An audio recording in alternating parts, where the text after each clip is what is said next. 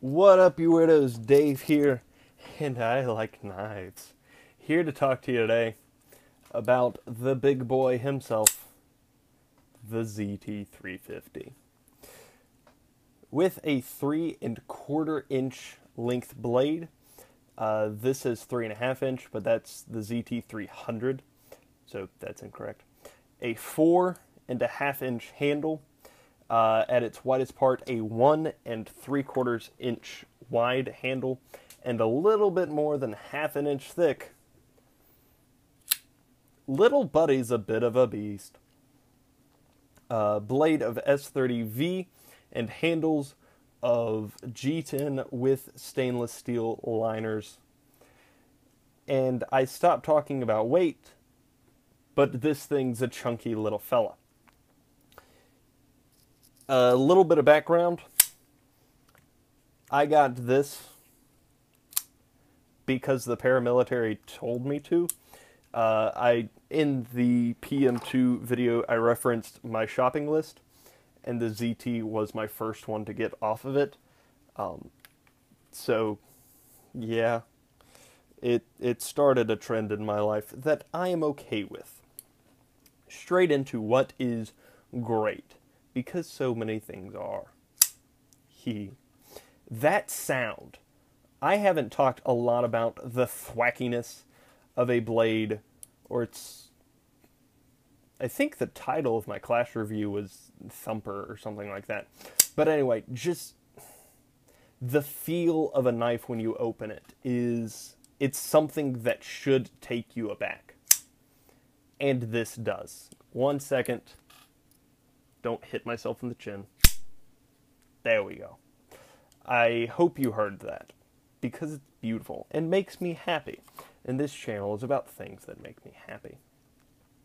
What's great is the opening. Obviously, the responsiveness of that. Thumb studs are a little rough for me, just because I'm not real used to using them in an assisted opening knife. But it does have a flipper tab, which is wonderful. The blade has a massive belly, a slight recurve, and a little bit of a drop point. This blade is quite large. It is a massive slab of steel that, I don't often do this, but is very, very sharp. And because of that slight recurve, you can just grab and go straight through. And it's wonderful. The lines on this, because obviously a ZT is not going to slack when it comes to aesthetics. The jimping on the back of the handle, as well as the blade, line up perfectly just to give you that little bit of grip. There's also an area on the back of the blade for you to rest your thumb if you need to press into something. When closed, it lines up so darn smoothly.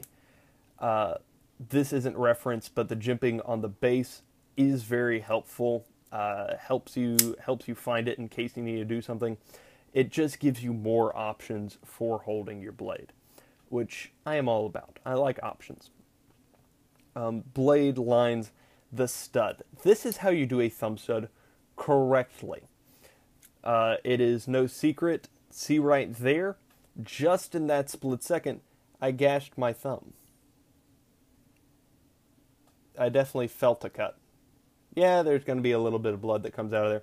But that's how sharp this thing is, and how careful that you need to be with your knives. There we go. Make it a cautionary tale. Don't be dumb and film yourself playing with knives, because that'd be dumb. Anyway, this is how you do thumb studs correctly. They are... I wish there was a little bit of a ramp right there so that your thumb could get to the studs easier. Also so it could get to the lock easier. I get to that later. But the thumb stud is completely out of the way. It is not in the direct path of the blade any more than the bump on the handle is. But the thumb stud is the lock bar, not the lock bar. That's what the back on a frame lock is called. There we go, lock bar stabilizer. This is the blade stop. Thank you.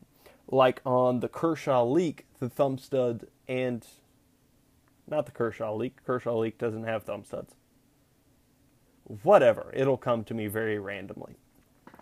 This is the blade stop. So you can take these thumb studs out and grind them down a little bit if you don't like them, but the blade does need them, otherwise you will not have a functioning blade, and that's a bad thing. But they are pushed all the way out of the way, and that is perfect. I don't ask for much, I just ask for a little bit. Not my favorite. On any other blade, I would call this section garbage, but I feel like this thing would become sentient and kill me in my sleep if I refer to any single aspect of it as garbage. So we're just going to refer to it as not my favorite, and hope we can roll with that. Here on the lock, as I referenced, I do wish that there was a ramp so that your thumb could find it easier, or it stuck out a little bit more. As big of a blade as this is, you just need that extra help in putting it away.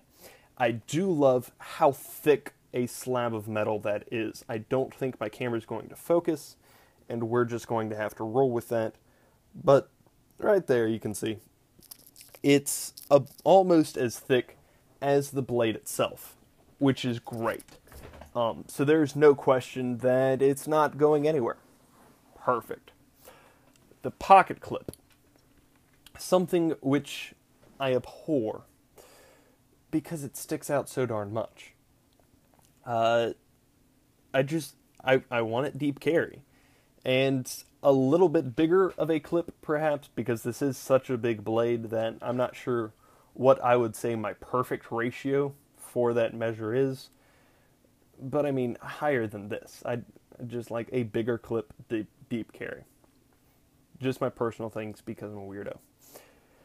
ZT sells this on their website for $175, Amazon for $126, Blade HQ for $140, and I bought this thing from Cabela's for $140, making it probably the most expensive thing that I own. Looking around like, yeah. No, this is probably the most expensive thing that I own, other than the phone I'm filming this on. So this thing's great. Out of 10 stars, I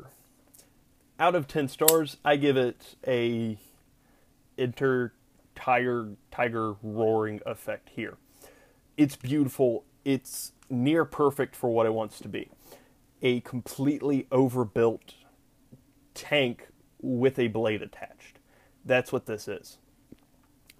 At some point, I may end up doing, if I can collect a few more pieces that fit in the category, I may end up doing a countdown of the top 10 overbuilt hard use folders, and this will be on that list, almost by default, because of course it will be. Because once again, I fear it. So out of 10 stars, absolutely, this has been a grail knife for me for many, many years.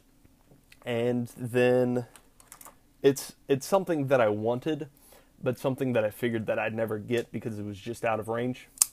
But once I realized what a big boy knife could do, the next level of engineering that goes into it, I had to. I couldn't not do it. And I am quite glad that I did. My one issue, I wish I had gotten this in Tiger Stripe.